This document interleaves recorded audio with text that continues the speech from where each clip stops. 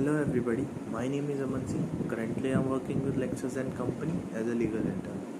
तो आज हम इस वीडियो में बात करेंगे केशव नंदा भारती केस के बारे में। ये हमारे इंडिया का अब तक का चलने वाला सबसे लॉन्गेस्ट केस है। 68 डेज़ के लिए चली थी इसकी प्रोसीडिंग्स और 100 से ज़्यादा केस इसके अंदर साइट किए गए थे। और क्या सही है क्या गलत ये समझने के लिए 70 से ज़्यादा कंट्रीज़ के कॉन्स्टिट्यूशन को कंपेयर किया गया था। और क्या ही आपको पता है इसकी जजमेंट कितनी बड़ी है? 703 पेजेस की इसकी जजमेंट आई गई थी। और सबसे इम्पोर्टेंट बात ये है कि इंडिया के one of the most important cases में से एक केस ये है Kesavananda Bharati versus state of Kerala वाला केस, जिसे हम डिस्कस करेंगे आज की अभी की इस वीडियो में। तो चलिए इस केस का बैकग्राउंड समझ लेते हैं। देखिए, इंडिपेंडेंट मिलने के बाद सभी कंट्रीज अपने अपने स्टेट्स का सोशल और इकोनॉमिकल स्ट्रक्चर सही करने में जुट जाती है। और कॉन्स्टिट्यूशन आने के बाद जब सिटीज़न को फंडामेंटल राइट्स पता चलते हैं तब उनको पता चलता है इक्वलिटी भी उनका एक राइट है, उनका एक अधिकार है। देखिए, जो पहले सिस्टम हुआ करता था उसमें कुछ पर्टिकुलर ग्रुप्स के लोगों को ही रिसोर्सेज और मींस ऑफ प्रोडक्शन का मतलब पता था और उन्हीं को ये सब चीज़ें प्रोवाइड की जाती थी। और धीरे धीरे ये रियलाइज़ होने लगा जो कॉन्सेंट्रेशन ऑफ वेल्थ है ये सही नहीं है, तो इनको सही करने के लिए सारे देश अपने एग्जिस्टिंग लॉज और एग्जिस्टिंग सिस्टम को चेंज करने में लग जाते हैं और बेहतर बनाने में लग जाते हैं। और ऐसा ही कुछ किया केरला के स्टेट गवर्नमेंट ने भी। केरला की गवर्नमेंट ने अपनी स्टेट की इकोनॉमिकल एंड सोशल कंडीशन को ठीक करने के लिए, जैसे कि zamindari system, land ownership, tenancy law, इन सब को ठीक करने के लिए केरला लैंड रिफॉर्म एक्ट 1963 को पास किया। अब ये जो लैंड रिफॉर्म एक्ट थे ये रिस्ट्रिक्शन लगाते थे कि कौन कितना लैंड एक्वायर कर सकता है। बेसिकली ये सिटीजन के प्रॉपर्टी राइट्स को रिस्ट्रिक्ट करते थे। Hello everybody, my name is Aman Singh. Currently I am working with Lexus and company as a legal intern. तो आज हम इस वीडियो में बात करेंगे केशव नंदा भारती केस के बारे में। ये हमारे इंडिया का अब तक का चलने वाला सबसे लॉन्गेस्ट केस है। 68 डेज़ के लिए चली थी इसकी प्रोसीडिंग्स और 100 से ज़्यादा केस इसके अंदर साइट किए गए थे। और क्या सही है क्या गलत ये समझने के लिए 70 से ज़्यादा कंट्रीज़ के कॉन्स्टिट्यूशन को कंपेयर किया गया था। और क्या ही आपको पता है इसकी जजमेंट कितनी बड़ी है? 703 पेजेस की इसकी जजमेंट आई गई थी। और सबसे इम्पोर्टेंट बात ये है कि इंडिया के one of the most important cases में से एक केस ये है Kesavananda Bharati versus state of Kerala वाला केस, जिसे हम डिस्कस करेंगे आज की अभी की इस वीडियो में। तो चलिए इस केस का बैकग्राउंड समझ लेते हैं। देखिए, इंडिपेंडेंट मिलने के बाद सभी कंट्रीज अपने अपने स्टेट्स का सोशल और इकोनॉमिकल स्ट्रक्चर सही करने में जुट जाती है। और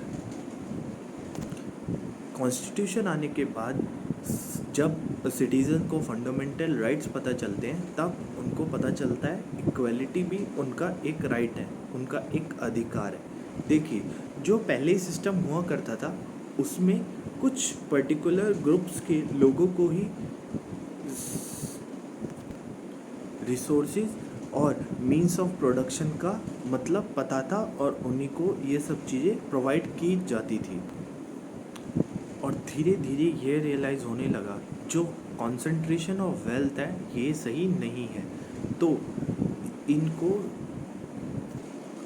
सही करने के लिए सारे देश अपने एग्जिस्टिंग लॉज और एग्जिस्टिंग सिस्टम को चेंज करने में लग जाते हैं और बेहतर बनाने में लग जाते हैं। और ऐसा ही कुछ किया केरला के स्टेट गवर्नमेंट ने भी। केरला की गवर्नमेंट ने अपनी स्टेट की इकोनॉमिकल एंड सोशल कंडीशन को ठीक करने के लिए, जैसे कि zamindari system, land ownership, tenancy law, इन सब को ठीक करने के लिए केरला लैंड रिफॉर्म एक्ट 1963 को पास किया। अब ये जो लैंड रिफॉर्म एक्ट थे, ये रिस्ट्रिक्शन लगाते थे कि कौन कितना लैंड एक्वायर कर सकता है। बेसिकली ये सिटीजन के प्रॉपर्टी राइट्स को रिस्ट्रिक्ट करते थे। तो इस एक्ट को यूज़ करते हुए केरला गवर्नमेंट कसोलगढ़ डिस्ट्रिक्ट के अवनीर मटका लैंड को एक्वायर कर लेती है। गवर्नमेंट की इस टेक ओवर से मठ की इनकम ख़त्म हो जाती है, जिसकी वजह से उनको मठ चलाने में काफ़ी दिक्कतों का सामना करना पड़ता है। इसी गवर्नमेंट के टेक ओवर को चैलेंज करने के लिए अवनीर मठ के हेड जो कि थे केशव नंदा भारती, वो उन्हें सुप्रीम कोर्ट में चैलेंज करते हैं और इनके इस केस को सुप्रीम कोर्ट में रिप्रेजेंट किसने किया? नाना भाई पालकीवाला ने। देखिए, जो ये लैंड रिफॉर्म्स एक्ट थे, ये राइट टू प्रॉपर्टी जो सिटीज़न के एक्ट थे उनको इम्पोज किया करते थे। इसलिए केशव नंदा भारती ने मार्च 1970 में इस पे एक राइट पिटीशन सुप्रीम कोर्ट के अंदर जाहिर की और ये कहा कि ये जो लैंड रिफॉर्म एक्ट है, ये मेरे फंडामेंटल राइट को डिकम्पोज करते हैं, जैसे कि आर्टिकल 14, 19.191F और आर्टिकल 25 और 26 को वायलेट करते हैं। उनका कहना ये था कि एक लैंड को ऑन करना और उसे मैनेज करना, ये सबका फंडामेंटल राइट्स है और ये राइट्स उन सबको मिलना चाहिए। तो जैसा कि मैंने आपको पहले भी बताया था, इसमें 100 से भी ज़्यादा साइट्स को देखा गया था। तो इस केस का मेन क्वेश्चन ये था कि जो ये सबसे पहले क्या पार्लियामेंट फंडामेंटल राइट्स को अमेंड कर सकती है, और अगर पहले पार्ट का आंसर हाँ है तो पार्लियामेंट का एक्सटेंड कितना रहेगा, कॉन्स्टिट्यूशन के वो कौन कौन से अमेंडमेंट है जो पार्लियामेंट अमेंड कर सकती है। ये दो क्वेश्चन सबसे मेन थे इस केस के। तो ये था आज का video Kesavananda Bharati versus state of Kerala के ऊपर। तो ये केस इतना इम्पोर्टेंट केस इसलिए है क्योंकि इस केस में सुप्रीम कोर्ट ने अपनी क्रिएटिविटी यूज़ करते हुए एक नया doctrine, basic structure of doctrine को इंट्रोड्यूस किया और जिसके थ्रू उन्होंने पार्लियामेंट को एक हाथ में अनलिमिटेड और एब्सोल्यूट पावर तो दी और साथ ही साथ ये भी कहा कि तुम बेसिक फीचर के साथ इंटरफेयर नहीं कर सकते।